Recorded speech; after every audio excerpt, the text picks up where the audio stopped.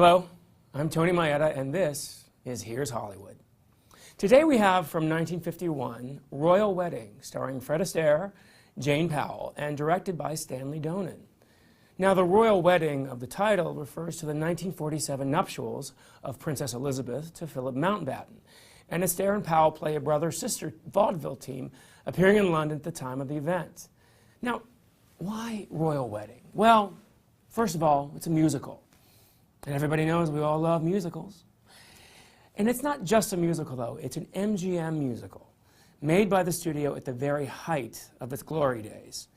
In addition, it was the first solo directing effort of Stanley Donen, who, along with partner Gene Kelly, had just created the milestone musical On the Town, and would go on after this film to create what many consider to be the greatest movie musical of all time, Singin' in the Rain.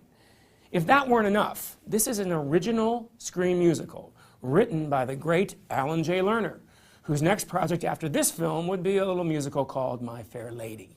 See, Lerner also wrote original songs for this film, partnering with composer Burton Lane to create such standards as You're All the World to Me, the lilting ballad Too Late Now, and the succinctly titled How Could You Believe Me When I Said I Loved You When You Know I've Been a Liar All My Life. So behind the scenes, we have major talents working near the peaks of their careers. Still, for our purposes, perhaps the most significant thing about Royal Wedding is that it is the film which finally brought down the curtain on the illustrious MGM career of Judy Garland. Judy Garland. Wait a minute. Royal Wedding, Fred, Sarah, Jane. How does Judy figure in all this? I know, I hear you saying it. Wait, relax, that's why I'm here. I'll tell you.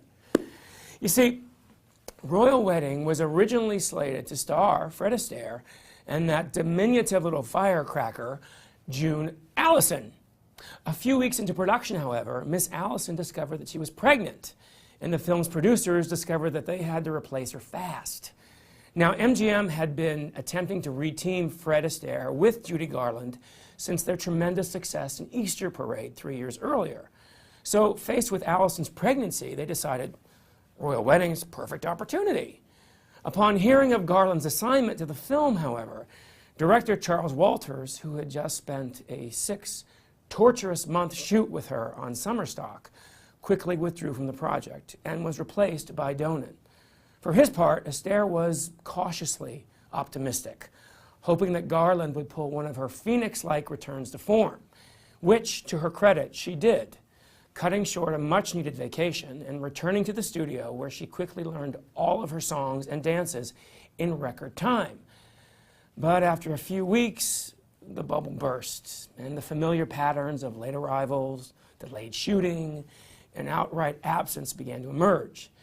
So studio executives were faced with the unfortunate but inevitable decision not only to suspend her from the film, but to terminate her contract with MGM once and for all, the studio that had been her home since 1936. Garland was out for good, and she was replaced by Jane Powell.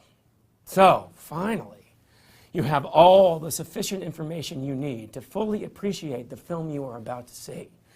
From 1951, co-starring another Easter Parade alumni, Peter Lawford, here is Royal Wedding.